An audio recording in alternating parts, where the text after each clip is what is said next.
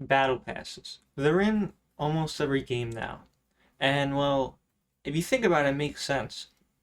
You, most AAA companies, which is where most battle passes are, I would say, are run by people who, let's be honest, they don't play video games.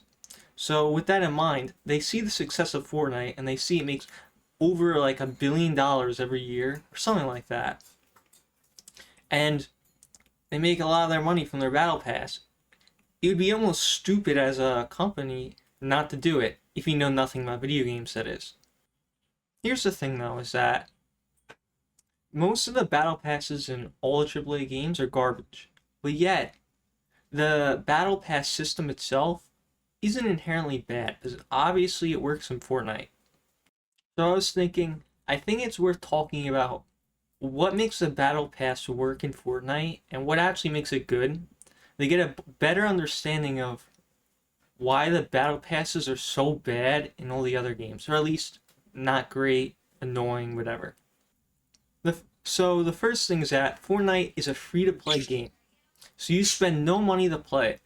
The second thing is that there's zero pay-to-win aspect at all.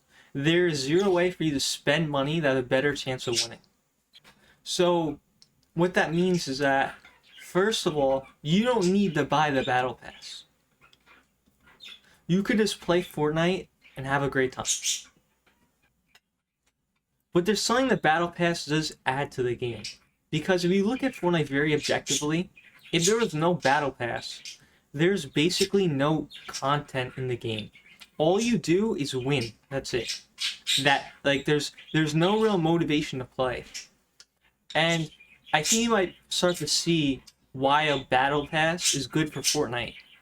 And I think it's very similar to older COD games, and you see what made them like. There was there was like experience you could get, and that would like kind of motivate you to play. Now, don't get me wrong, there are plenty of people who just play Fortnite just to win, because that's really fun. But eventually, you'll get to a point where just winning isn't cutting it for you anymore.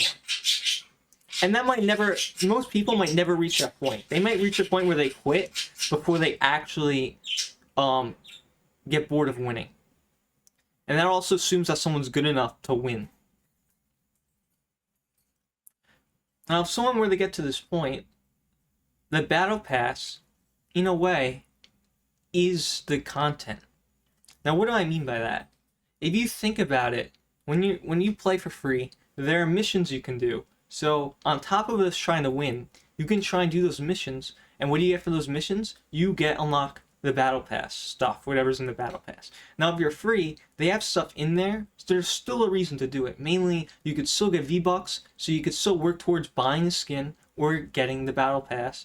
But I would say mainly the Battle Pass is more content for people who want it.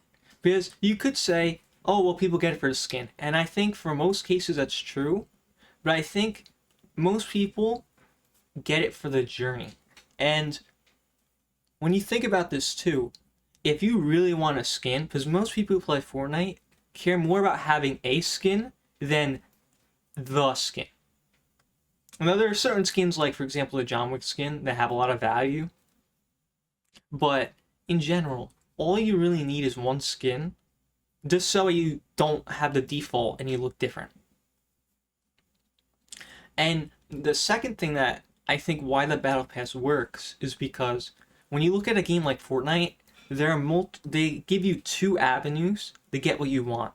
Where you look at most other games, and if they put like content, if they put like a required item or an item that makes it, if they put gameplay behind a Battle Pass and no alternative, or they put a reward behind it and no alternative, then that's when I think the Battle Pass can start to feel like chores.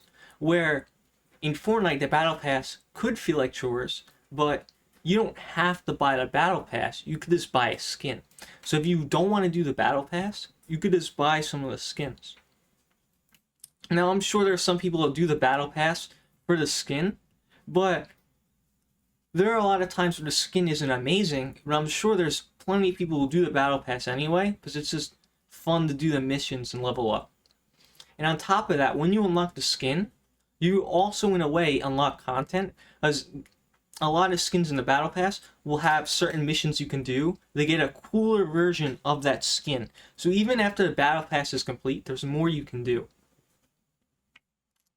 And when you see, and when you think of, when you understand why when you understand why the Battle Pass works in Fortnite, and you see why people actually want it, I think you can start to see why it just sucks in most other games.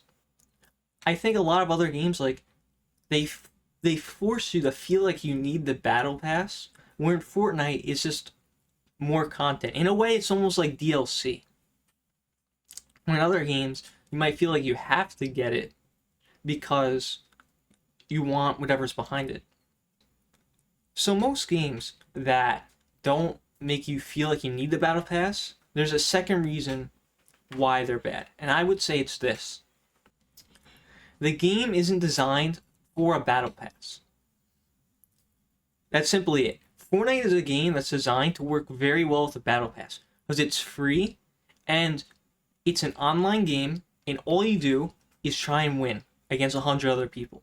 That's it. And a lot of games that are made are not built for a Battle Pass to begin with. So there are two ways to look at it. You could either say, A, the game should just stop putting in a Battle Pass because it's making the game less fun. But realistically, I don't think that would ever happen because it just makes so much money. Again, you're just stupid not to have a Battle Pass if you're a AAA developer, if you own a AAA company and know nothing about games other than it makes money. I think the smart thing to do is, especially if you're a CEO of a AAA company, is to just make a game that's designed to work well with a Battle Pass. Because if you make a good game that works well with a Battle Pass, then I think you will have more success than just making a game and putting a Battle Pass on top of it. When you put a Battle Pass on top of a game, it's not natural and won't work well. Where when you make a game with a Battle Pass, then it will help make the game better in a way, or at least it will work well with the game, so it won't really annoy players as much. Now, there's a secret third option, which takes effort, so I don't really think we see many companies do it. But if you wanted to set a trend, if a company were to set a trend, they would do it by creating a whole new system that work well with the game they're making. And that's really it.